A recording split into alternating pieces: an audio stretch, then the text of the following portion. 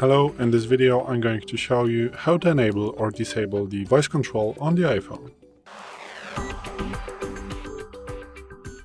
So, today in front of me is the iPhone 12 with the iOS 17.4, but it really doesn't matter which iPhone you have or which version of the iOS you have, it is all going to work the same on all the iPhones. So, what you want to do to set up the voice control, open settings, then swipe down, then go to accessibility, and then go to the voice control.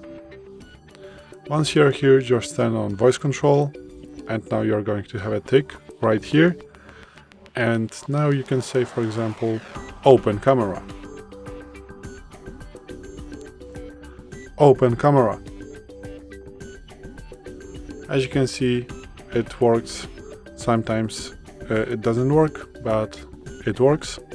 And this is it. Now the voice control is off, and now it is on.